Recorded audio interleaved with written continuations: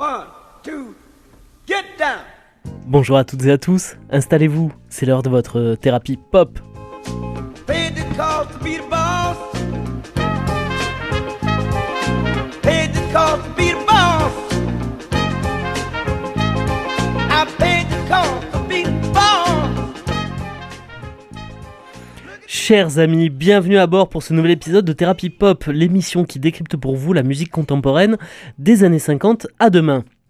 C'est avec un plaisir non dissimulé que nous revoici pour une 5e saison, déjà 5 ans, de Thérapie Pop. Et c'est au nom de toute l'équipe de Thérapie Pop, qui se résume en réalité à Gauthier et à votre serviteur, que je remercie encore une fois la direction de Radio Présence, ainsi que celle des radios partenaires qui ont choisi de diffuser nos tribulations musicales. Comme vous pouvez l'entendre, depuis maintenant 5 ans, nous avons une liberté totale dans ce studio, et cela nous réjouit sincèrement. Donc merci au grand Manitou des ondes, mais également...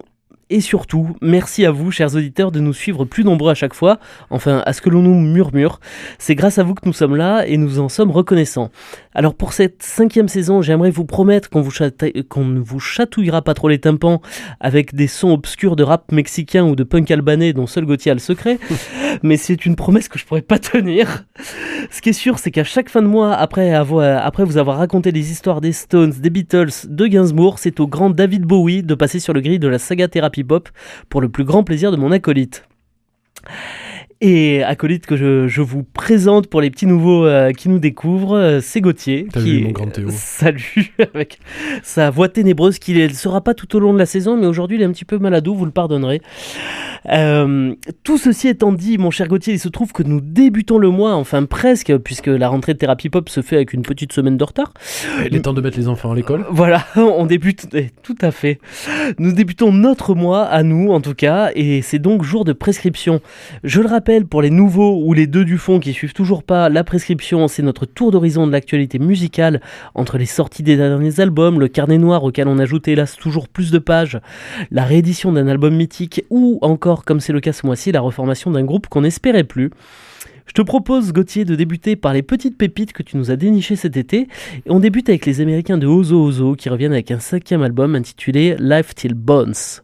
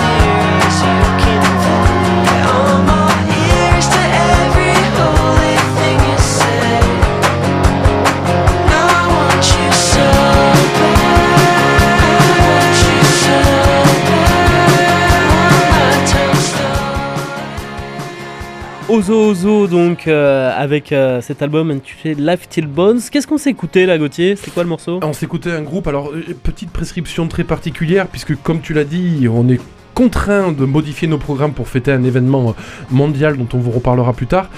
Pour les plus excités d'entre vous des sorties, ne vous inquiétez pas, je me rattraperai sur le mois de octobre où je vais vous faire une espèce de melting pot de tout ce qui est sorti en septembre, plus une bonne partie de ce qui est sorti cet été. Mais je ne pouvais pas, mon cher Théo, ne pas parler d'Ozo Ozo, qui est l'un des rares groupes qui m'enthousiasme réellement depuis 10 ans. C'est ces gars que tu entends qui jouent un rock typiquement américain, un peu de branleur à la Sum 41, mais le tout matiné de génie de composition comme pouvait y en avoir dans le rock américain des années 90, Weezer, etc. J'adore ce qu'ils font, c'est à la fois sale, à la fois éminemment écoutable. Foncez principalement sur leur album de 2019, Basking in the Glow, qui est une pépite absolue. On avait parlé de Sore Thumb en 2022, c'était il y a 2 ans déjà. Et là, le dernier, tu l'as dit, c'est Lifted Bones en 2024. C'est pas le meilleur, incontestablement, mais ça dure 35 minutes, donc c'est vite évacué. Tu vois, celle-là, je pense que je m'en lasserai à la longue. Non, tu te lâches jamais de Ozo Ozo, mec. C'est trop bien. Non, mais celle-ci, là, bon. Non, c'est bon.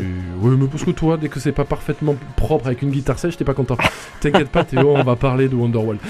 Donc tout ça pour vous dire que vraiment pour moi, je pouvais pas laisser passer une sortie de Ozo Ozo. Pour le reste, ne vous inquiétez pas, on se retrouve le mois prochain.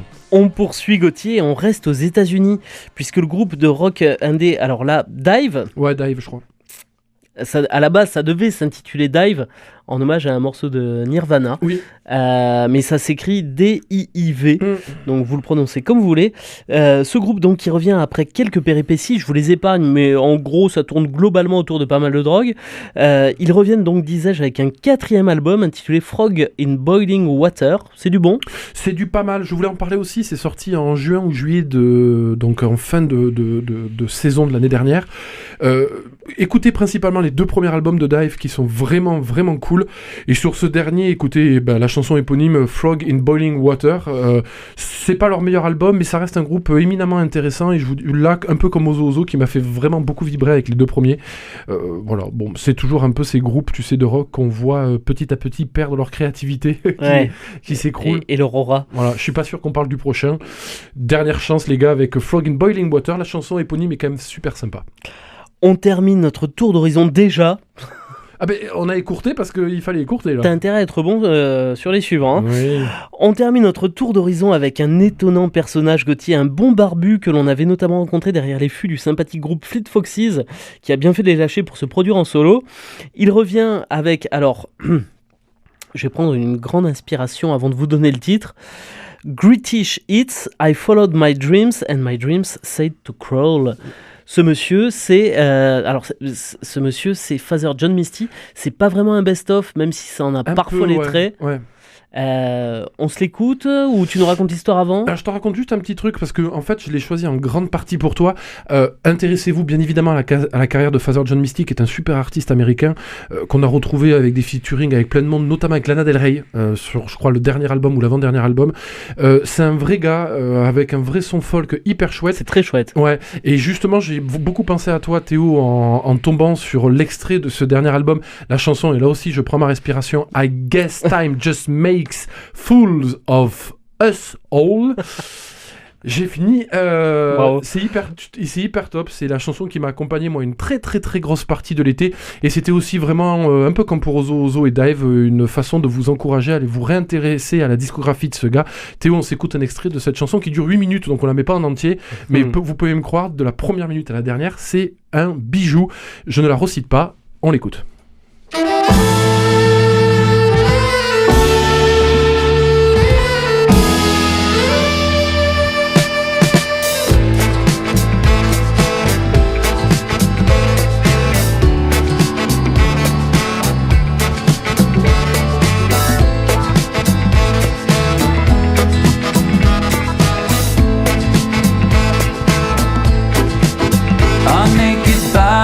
Go on trial just for laughing at the joke, just for saying of the bargain what any sales girl already knows. Most of us old men die at the firing line, just waiting for our number to be called. I guess time just makes fools of us all. Now the king regales his stepson when he's loaded as a gun. Says a real man is like a country, you need a map to find your one. Now how do you suppose you must approach the throne with its back up against the wall? I guess time just makes fools of us all.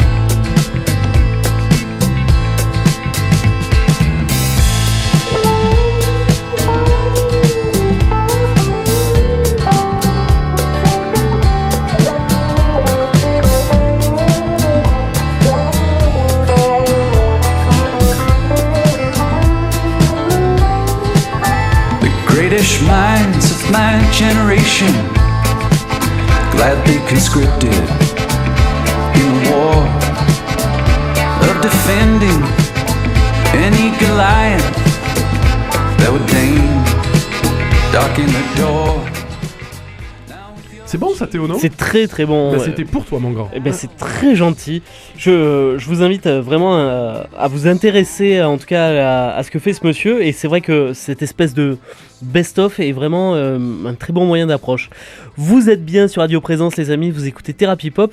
Et cette première de la saison, c'est la prescription. Je vous l'ai promis dans l'édito, on est courte, vous l'avez compris, un petit peu le tour des sorties. Parce qu'il s'est passé un événement majeur il y a quelques jours, Gauthier. Une nouvelle que personne n'attendait, la reformation d'Oasis. Et ouais. Et tu as un conseil télé pour nous à ce propos? En fait, ils ont pas été bêtes, nos amis d'Arte, puisque en fait, ils avaient déjà... Nos amis d'Oasis non plus, en passant. Ouais, qui vont faire un bon gros chèque pour payer les impôts. Puisque Arte, en fait, suite à la reformation du groupe, a décidé de ressortir un documentaire qu'ils avaient à l'époque diffusé. Documentaire qui, je crois d'ailleurs, signé par Liam et Noel Gallagher. Et qui reprend soi-disant l'histoire du groupe. Alors en fait ça s'arrête assez rapidement après les deux premiers quoi, cet album. Comme quoi les gars sont relativement réalistes sur leur carrière. Avec par contre une énorme faute de goût, puisque les voix des narrateurs, à savoir Liam et Noel Gallagher, sont doublées en français. Ce qui est une honte, puisque quand même les T'as pas une version originale? Bah si, mais là par contre il faut s'accrocher pour comprendre Noel et Liam Gallagher. En fait, si tu veux, la quasi-totalité de documentaire est doublée quand c'est des extraits, mais par contre quand eux racontent, quand ils font la voix off, entre guillemets, c'est doublé en français, je comprends pas pourquoi. Parce que ils ont en plus, enfin dans comment ça s'appelle, l'imagerie Oasis, l'accent de Manchester. Ils ont un phrasé bien particulier. Exceptionnel.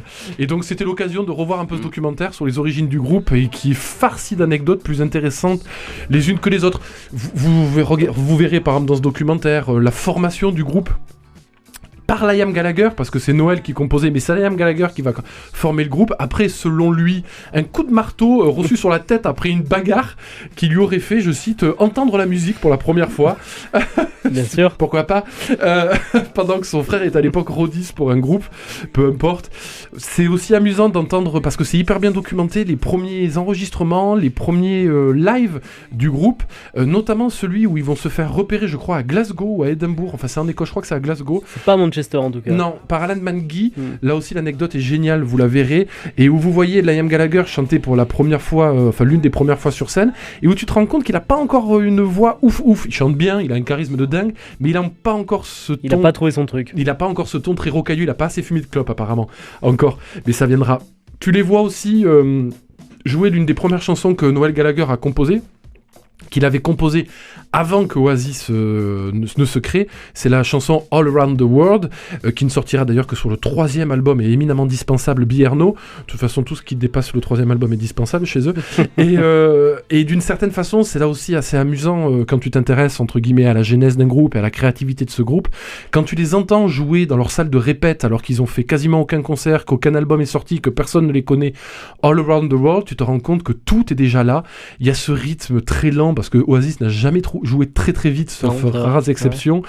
Ces riffs de guitare très électriques, comme des grandes plages sonores, et avec Liam qui traîne sa voix, t'as déjà un peu tout. Ces mélodies très simples, ces bridges qui sont absolument dévastateurs, c'est déjà Oasis, alors qu'en fait, ils ont même pas commencé à tourner. Mais tu vois qu'en fait, à peine ils ont créé le groupe, ils avaient déjà quasiment toutes les briques qui étaient déjà les unes derrière les autres. Peut-être pour ça d'ailleurs qu'ils ont pas été très créatifs très longtemps. Mais possible. Ouais, c'est possible. Et puis, on entend aussi, alors même si elle est doublée, on entend la voix de Liam qui dit ce qu'il pense, et ça c'est quelque chose. Ouais, c'est génial. Tu les vois, alors là c'est doublé quand ils font les voix off, mais le moment où là cette espèce de petite vidéo amateur de l'époque, et on l'entend le dire en anglais, où en fait il annonce que donc il va faire le plus grand groupe du monde, etc., qu'il va faire des CD qui resteront mythiques. Bien joué mec, tu avais raison. Ouais, pour le coup. Et il annonce, qui est une phrase typiquement Liam Gallagher, je veux la tête de Phil Collins. Mec, bravo, tu l'as eu. Incontestablement. Tu continues dans leur histoire, ça, tout au long du documentaire, t'as le déclic où tu vois qu'en fait un jour Noel Gallagher arrive dans leur espèce de salle de répète avec une chanson qui joue à ses potes, et c'est un hymne. Et en fait notamment le deuxième guitariste du groupe, Bonhead je crois qu'il s'appelle dans mon souvenir, dit limite à Liam Gallagher, mais tu sais composer des chansons comme ça en fait. Les autres s'y croient même pas, ils pensent qu'il a pompé à quelqu'un d'autre et tout. Et Noel Gallagher leur dit ouais j'ai ça en moi, je sais faire des chansons comme ça. Cette chanson vous la connaissez, elle est sortie sur Defeated Maybe. C'est presque peut-être Wonderwall avant Wonderworld, puisque c'est l'une des quasi seules ballades de leur premier album. C'est la chanson Live Forever.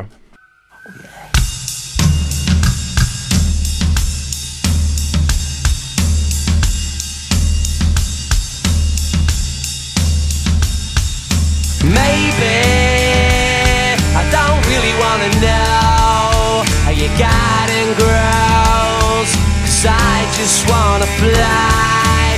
Lately, did you ever feel the pain in the morning rain as it soaks you to the bone? Well, maybe I just wanna fly, wanna live but don't wanna die. Maybe I just wanna breathe, maybe I just don't believe. Maybe you're the same as me, we see things I'll never see. You and I gonna live forever. Et ce pauvre Gauthier est malade, vous l'avez compris, et ça lui fait parfois un petit peu mélanger les noms. C'est bien Noël, hein, Gallagher. Et puis, il nous pond un premier tube aussi. Alors là aussi, tu vois l'anecdote de ce bon Noël qui débaroule en studio avec un riff de guitare. Ce riff de guitare, c'est celui de Supersonic, leur premier tube, et il ne sait pas quoi en faire. Il dit aux autres d'aller commander chinois. Le temps que les gars aient cherché la bouffe, ils reviennent, bah ça y est, il a fait le riff. Et il a fait toute la chanson. À titre indicatif, ils avaient été obligés de faire une pause parce que le batteur de l'époque, qui s'est fait virer entre temps, n'arrivait pas à jouer le rythme de Breaking On Down, qui est l'une des seules chansons un peu rapides d'ailleurs du groupe. Voilà, bah, c'est comme ça qu'on devient des stars. Supersonic deviendra leur premier méga tube. Ah oui, assurément. Et puis le documentaire revient également sur le caractère pour le moins belliqueux quand même des deux, enfin, c'est le moins qu'on puisse dire, je crois, le caractère belliqueux des deux frères. Ouais, alors l'origine de la brouille selon Liam Gallagher, c'est qu'un soir il serait rentré un peu alcoolisé d'une soirée, il aurait uriné sur la chaîne IFI de son frère adoré, Qui n'a pas fait ça? Mais qui n'a pas fait ça, bien évidemment, ce que Noël ne lui aurait jamais pardonné.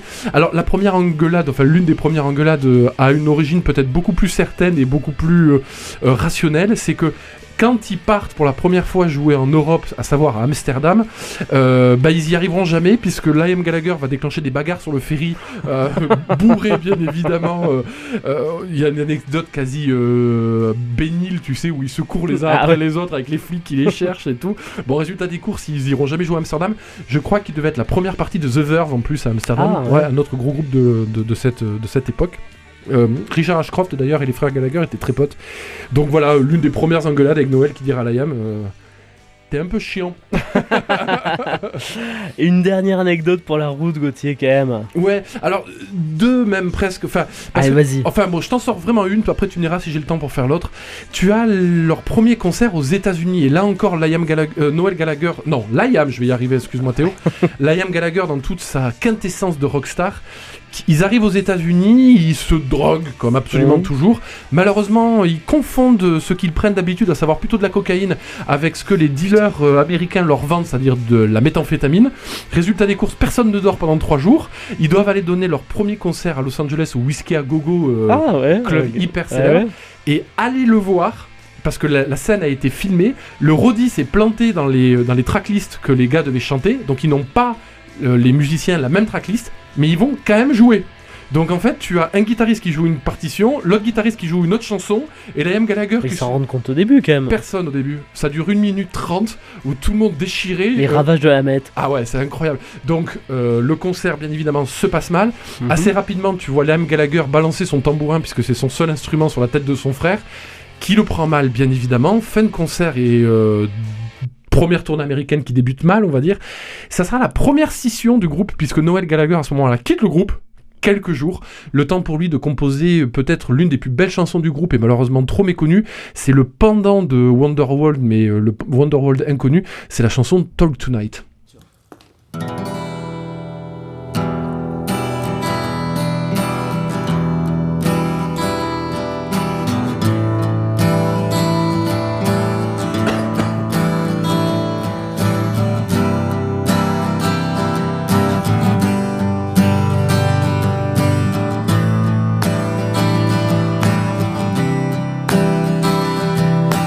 Sitting on my own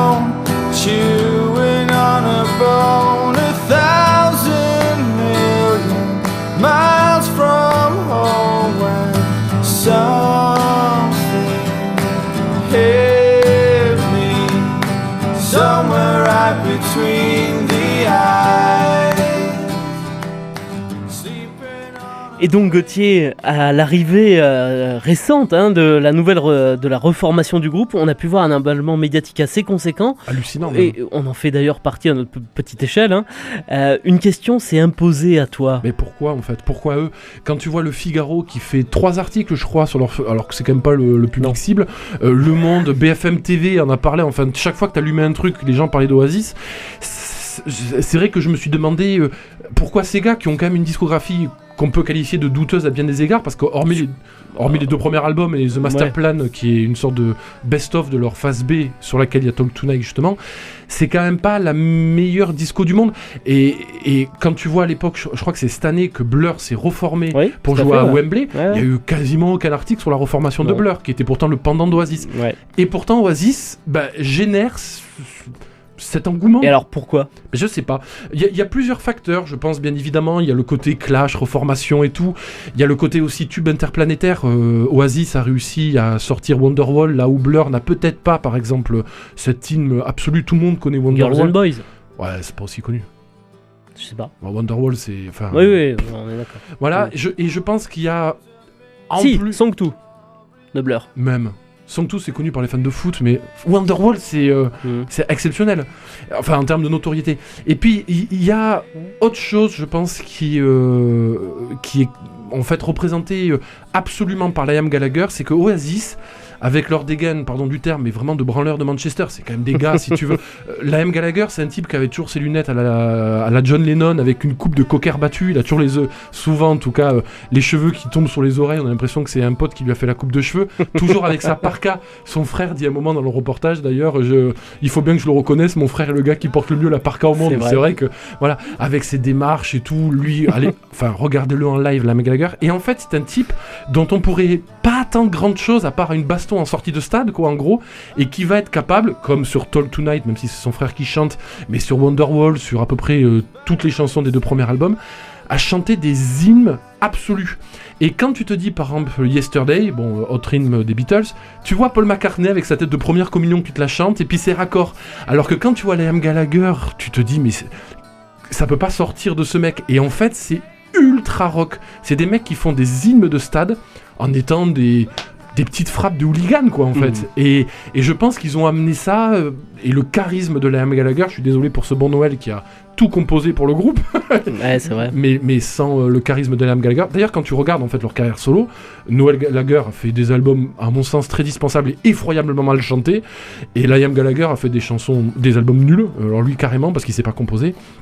Et la réunion de ces 2 mecs a fait que durant 2 albums, en fait, ils ont réussi à faire... ce truc du vrai rock de stade. Et qu'on soit bien d'accord, ils se reforment uniquement pour faire du rock de stade, là justement. Il y a quasiment que des stades. Et pas pour un nouvel album. Non. Enfin, peut-être, je sais pas. Qui sait? Peut-être. Si la tournée fonctionne. Mais qui se sentent pas obligés. Non, mais et encore, le dernier album qu'ils avaient fait, là, il y a quelques années, était de loin l'un des moins mauvais des derniers, quoi. Mais qui se sentent pas obligés de refaire un album, je pense pas que ça soit nécessaire et personne ne leur demande. Mais par contre, qu'on retourne voir ces mecs, peut-être un peu vieux maintenant, mais démonter des stades avec ces mélodies qui sont imparables, 4 accords, avec Noel Gallagher, en plus, pour ceux qui s'y intéresseront, mais il a dû composer 10 tubes avec les mêmes accords. Et avec en plus cette espèce de gimmick hyper bizarre pour les guitaristes où en fait ils gardent les 2 doigts de la note de sol et ils changent que les 2 doigts du haut, entre guillemets. En faisant... Le talent, Gauthier. Ouais. Le talent. Non, mais un son, ça s'appelle les roots notes, je crois, un truc comme ça. C'est les notes avec une racine qui bouge pas, mais... Enfin voilà, c'est Oasis, quoi. Chers amis, cette émission touche à sa fin. On va se quitter. Tu me le disais hors antenne, Gauthier, c'est une chanson qui te retourne le bide. Eh ben, on va se quitter avec une chanson qui va retourner le bide de mon bon Gauthier, en plus de son nez. Il y a toujours les 2 aficionados. Il y a toujours dans Oasis ceux qui sont fans de Morning Glory, de Wonderwall, etc.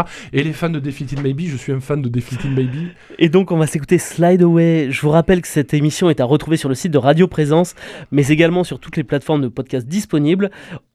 Pardon, on se retrouve bien entendu la semaine prochaine pour parler d'un chouette groupe de soul qui a contribué au succès de la Motown, c'est des Suprêmes dont il sera question.